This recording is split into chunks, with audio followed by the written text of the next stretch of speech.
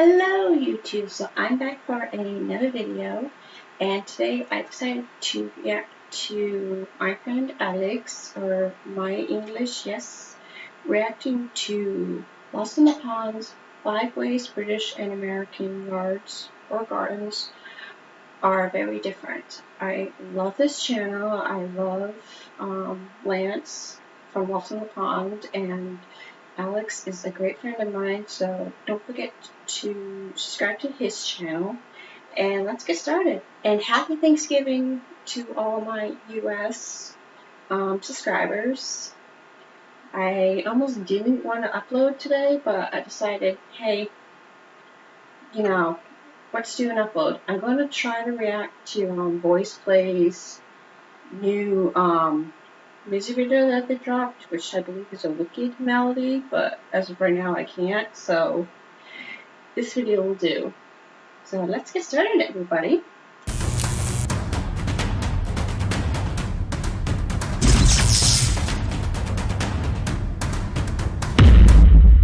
Hello, my dear friends. Hello, my name is Alex and I'm studying English, and today we will watch another video from Lost in the Pond. I like his channel, and this video is named 5 ways British and American yards or gardens are very different, and I hope what for me it will be very useful, because I know this guy is very smart and he's doing great job, and I like his videos very much. And you can find his link below from original video, and also you can support me. You can leave a like and subscribe to me, appreciate it very much, and find my Instagram. My Instagram is named My English Yes. Yeah, I'm using Instagram for studying English. Okay, anyway, let's go. Let's watch this video with subtitles. And that, of course, I want to say special thank you people who are helping me in PayPal. Thank you very much. For me it means a lot. Okay, let's go, let's do it. Okay. One moment. Sprinklers, I suppose, are pretty essential, and I can tell you from experience, on a hot summer's day, if you're walking down the street and one of them accidentally goes off on you, it can be quite a pleasant experience, unless you're carrying your phone. Of course. Hello, I'm Lawrence, and I'm on a quest to uncover all of the memos that Britain and America lost in the pond, and one of those memos pertains to gardens, or should I say, yards, because that's the first. I love how he's using his voice, how speaking. Gardens or yards, it is very unusual, I think so. Memo, really, when Americans say that the dogs are playing outside in the yard, that's equivalent to the British saying that the dogs are playing outside in the garden. And actually, while we're on the subject, does anybody else 21 years later wonder if that person ever let the dogs in? Whoever it was, there's a safe bet that those dogs would have experienced a much different yard/garden, depending on whether they were in Britain or America. And since, over the last year, I've done videos outlining the differences between British and American houses, kitchens and bathrooms, I thought now would be a great time to do the same thing with residential yards. And you might be thinking, why would you do a video like this right now when nobody gives a lick about their gardens? And the truth is, I miss having a garden. And also those videos are being picked up by the YouTube algorithm right now. So, I want to capitalize. And so without further ado, here are those ways that British and American yards are very different. I love how he's speaking. It's very interesting. It's very interesting. And yeah, it's nice. Ambience. I think I maybe know this word, but I'm not sure. Ambience. I pronounce it ambiance. I've heard it actually be pronounced both ambiance and ambiance. Just fun fact.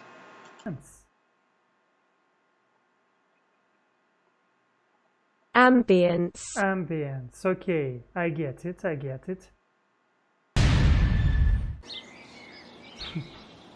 I love that sound. The truth is, on a warm summer's day, you really can't. And again, he said, I love. And I very often heard I love. Yeah, it's Can't beat the quiet, relaxing ambience of either country's yards. But think back to summer, think back to your childhood. What is the overriding sound? It could be dogs barking or a builder putting down a mug. But in my experience, if you strip away all of that, the most consistent sound in both countries comes from things with wings. Across much of Britain, the winged creature in question is a wood pigeon. They hang out in people's gardens. That's what they do. And they make this noise that you don't really hear very often in the United States. And that noise is this.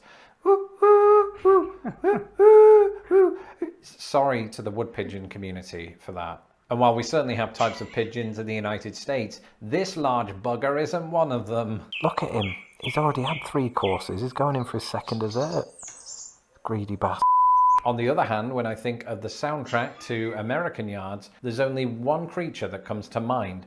Chainsaw Jim from next door, but also crickets. Now, I talked about these excitable creatures before on Lost in the Pond, so I won't be propagating their sinful activities any further. But suffice to say, that recognizable sound, so that was a B, that was awful, is very prevalent throughout Midwestern summers. In Britain, the same is true of these.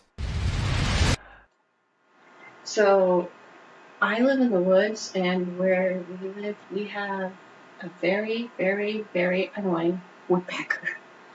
And you would hear him go peck, peck, peck, peck, peck, peck, peck, peck, peck, peck, peck, peck, peck, peck, peck, peck, peck, peck, all day long. And we have other birds. We have hawks, deer, but it's just our bird around here seems to be the woodpecker. And after a while, it gets very, very annoying to listen to. But yeah, I would prefer a pigeon right about now. But we also have mourning doves, which are very nice to listen to. And about Russia, I want to say what ambience very different, and very often in village, when I was living in village, I've heard sounds from children, and it was very, very often. And also barks of dogs. Yeah, it was very often too. And of course, I've heard also sounds from different types of birds. Yeah. For a country that's reluctant to air its dirty laundry in public, Britain has no problem doing just that with clothes straight out of the washing machine. Now, there are some drawbacks to doing this. Number one, the pegs can help deteriorate the fabric. And number two, it takes flipping ages. But on the plus side, it's eco-friendly, your clothes flap in the wind in a really pleasing way, and they end up smelling like Britain. But after moving to America, I was surprised to find a distinct lack of washing lines in people's yards. It means what Russians and British have a similar smell, because Russians love to use clothes lines too, and it is very popular in Russian village, especially, of course. So, like here, I lived in one house that had clothesline, and it was a retirement elderly community. So I know that they're here. It just kind of depends on the region, or maybe in the type of house.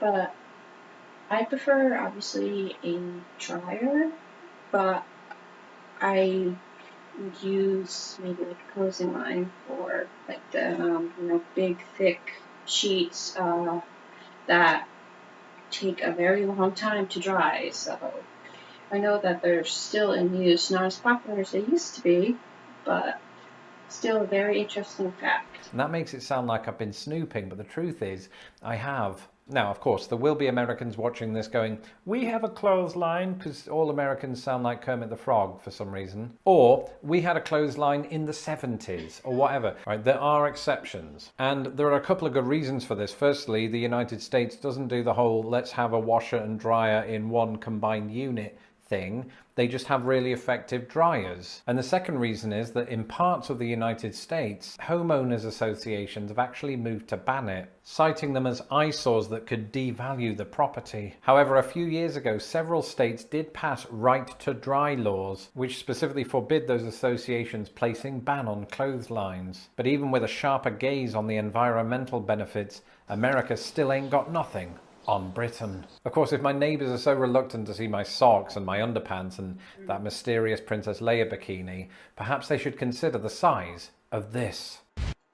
I never heard about this unusual law in the USA, and for me it is a surprise. And it's very interesting, and if you know about right of dry laws, please leave your comments. I will be glad to read about it because it's very interesting. Yeah. Thanks. Firstly, let me clarify, if you're confused and you think the word fencing is used here to indicate that British people use their gardens for sword fighting, you're wrong. That was phased out in the 90s. Fencing as in the protective perimeter around your yard. And in Britain, front yards don't so much as have a fence, but often a brick wall and a gate. I love this brick wall. This brick wall I love. In Russia, of course, we can see a lot of fences everywhere, even in cities, and it is sad, of course. But now it's not people trying to remove them. It's not popular. But in the villages, of course, people using this. People use different fences, and very often you can see them in bad condition. And I think because people don't have money for renovation, and it is sad. And of course, again, I want to say you what Russians love to live in cities in modern life. Yeah. Fencing here, as in the fence, I never really exactly grew up with a fence. I had one when I was living in the retirement community because it was literally like that much space between my neighbor and I. Yeah, I know like the white picket fence is like, you know, the traditional American suburban idea of like the 1940s, 50s, somewhat in the 1960s. But yeah, I don't exactly like chain link fences. They just seem very, I kind of associate them as kind of more, not as welcoming as like a white picket fence. But of course, anybody who has a chain link fence, if you do, good for you. At least you have some type of fencing. But we had a invisible fence because we had a dog, and we would obviously have the invisible fence to keep her from getting out, which she did a couple times. But yeah, people have fencing for different reasons, either to like keep things in, like dogs or small children from going out on the road, or to keep the noise out. Like on highways, you'll see like a stone kind of wall and fence to keep the noise ambiance out of the neighborhoods. So it's very interesting. Just like even the differences between us and Britain, the use of fences. And then, of course, Alex is from Russia, so the differences and similarities between like the Russian way of living and the British way of living is personally to me, Alex, you can correct me, is in regards to this video, the Russians lived a very similar life to the British when it comes to, as I keep repeating, like fencing, certain ways their yards look, which it's very interesting indeed. These walls can range in height from half a Danny DeVito to an entire Danny DeVito. It's also not uncommon in Britain for both the front and the backyard to be surrounded by a hedge. Where you might see a fence, usually that of the wooden variety, is in the back garden, and this is often replicated in the United States. But there are a couple of areas within the world of fences that America does things differently. Firstly, I was kind of thrown aback by the vast amount of front yards that don't have anything. Not a fence, not a hedge, not an army of gnomes. And on the one hand, I like this because it seems quite inviting, but on the other, it does encourage people to trespass onto Chainsaw Jim's yard. What Chainsaw Jim really needs is a white picket fence, something that's famously common to the United States. But one area where fencing tends to be more prevalent is the American backyard. And while this can indeed include wooden fences, there's one type of fence you'll see here that is not common in Britain: chain link. And I understand that most Americans probably don't give these fences a second thought. But to me, they're amazing, and one of these days I'm going to install one so tall I can use my garden to have a steel cage match. Sprinklers. In Russian it is no. What in Russian? Sprinklers. I don't know. It is one moment.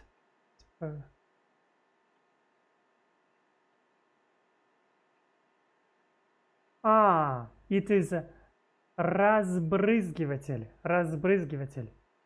Sprinkler. Okay? Sprinkler. Sprinkler. Okay. And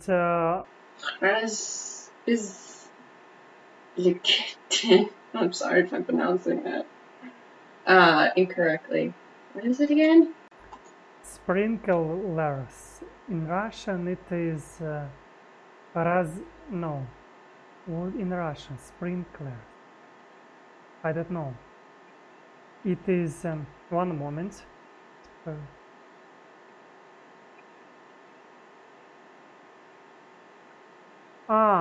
It is разбрызгиватель. Разбрызгиватель.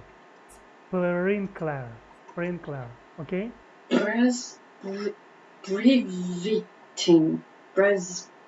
Brevitin. I know I'm mispronouncing that, Alex. If you could help me with that, spasiba very much. Yeah, let's continue. Sprinkler. Okay. And I wanted to say you what I love natural fences from trees. It is beautiful. But yeah, it depends of type of from type of trees. Anyway, and I want to say you also what sprinklers is not popular in Russia. Maybe because they cost money. You must buy them, and people are using just nature, clouds and sky for this. Okay. When I entered my first spring here in the United States, one thing that really stood out to me was the prevalence of sprinklers. People stick them out of their front lawns, and we don't do this in the UK because our sprinklers are placed in the clouds. But because of a Midwestern climate that doesn't really lend itself to effective lawn care, sprinklers, I suppose, are pretty essential. And I can tell you from experience, on a hot summer's day, if you're walking down the street and one of them accidentally goes off on you, it can be quite a pleasant experience unless you're carrying your phone. Once again, if you've been watching my videos for any length of time, you'll know that there are two constants: my confused expression and the fact that my videos always come back to size. And yards are absolutely no different. Let me tell you a story. When I was approximately one Danny DeVito tall, I, like any child, used to play in my garden. By Britain's standards, this garden was of relatively average size. So whenever my rich friend from the village over invited me round to his, I couldn't believe that his garden was so big that his dad had built him a miniature railway. By Britain's standards, this could have been the garden of a millionaire. Or not, because after moving to the United States, I realized that no, that's the size of everyone's garden here. In that childhood garden, I was banned from playing soccer because you're only ever 5 feet away from the kitchen window. However, at my in-laws' house in Indiana, I don't think I could have hit the window if I'd tried, and I did try. I was playing in the yard in Russia, and it was awful because I broke a window with a ball. Yeah, and I'm understanding why he was surprised about these big sizes of gardens. Yeah. So growing up, I obviously had different sizes backyards. The first house I can remember living in, we had a kind of cliff backyard. When the house was built, they never finished the actual full backyard, so we had a like the backyard where the ground is, and then we would have a cliff. Growing up, my mother, being very protective of me, would not let me go near the cliff. But when I was about like 12, I started actually playing with the cliff, and it was one of those that, you know, you could actually climb up and down like soldiers in a trench. So yeah, that was very interesting.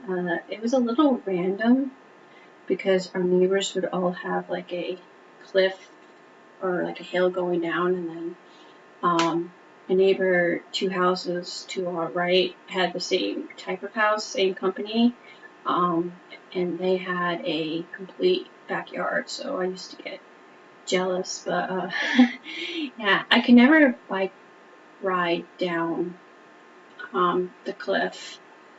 I could go sledding if I wanted to, but I had to, you know, watch out, or I would go on the left side of our house and go into my mom's garden, or go down like a hill in our front yard, which was huge. But yeah, so again, the difference is, as for fencing in the backyard, that retirement home had a fence. I can't remember if any of our other houses, the house I'm currently living in has kind of like a chain link fence, but we have a stream that separates, like a very small stream that separates my house from our neighbor right behind us. So yeah, once again, just the differences in people's yards. So let's continue. Now, before we finish, a quick rapid fire of miscellaneous items. Hanging flower baskets. Which country does them more? Britain. Gnomes. Garden gnomes. Britain again, although you do find them in the US according to my Twitter feed. Barbecue pits, definitely America. In fact, I don't remember seeing one of those at all in Britain. We do have barbecues, but we don't have the pit often. I don't think anyway. I never had one. Why didn't I have one? Mom? Dad? Bugs. I'm not sure that either country has more bugs than the other. They just have different types. Midwestern gardens will get way more mosquitoes, fireflies, things like that. Britain, you'll see more slugs and snails than you do here. Who has more flowers in their garden? Again, this might come down to the type rather than the quantity. But having said that, I think British gardens can be perceived to be more flowery because their gardens are smaller, so they have to pack more in. Which country's gardens are more likely to have a pond? I don't know. The answer to that question is lost in one. That's it for this episode. I love how he said it. This integration, I love this. And yeah. So let me know in the comments below. Yeah, I love his video. This video was very useful for me. And yeah, I think what I find is some things what I didn't know before.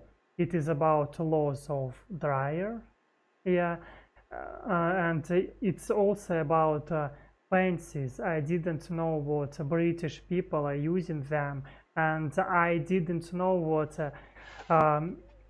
people from Britain are using also clothes lines. For me, it was a surprise too, and in this way we can see how many things we have in common, Russians and British. And yeah, thank you for watching me. Thank you for supporting me. And you can leave a like and subscribe to me. I appreciate it very much. And so that was the video. Thank you so much, Alex and Lawrence, also in the pond, for doing this video. again, it is very interesting how, you know, 3 different countries have very similar and different ways of living. As I said before, Russia seems to be more of the British way of living compared to the United States. But again, the United States is 50 states, so some areas might be very similar to the way they live. Some areas might be more of like my stories, but very interesting. Great video. Lawrence is great. I'm going to link this original video and both their channels in the description below. So as for me, don't forget to like, comment, and subscribe. And of course, have your suggestions. I'm sorry about the kind of the weird like camera zooming. I know with this, sorry, you can see a glare just because of the light in my room is very placed. Like, obviously I can't take it down, so no matter where I am, the light will kind of be in the way. In post-editing, I'm actually darkening a lot of my videos just because I don't want like this glare behind me. So if you saw like the kind of random zooming, I'm just trying to make it easier for your eyes. So again, have a great day, everyone. Happy Thanksgiving for those who celebrate it, and I will see you later.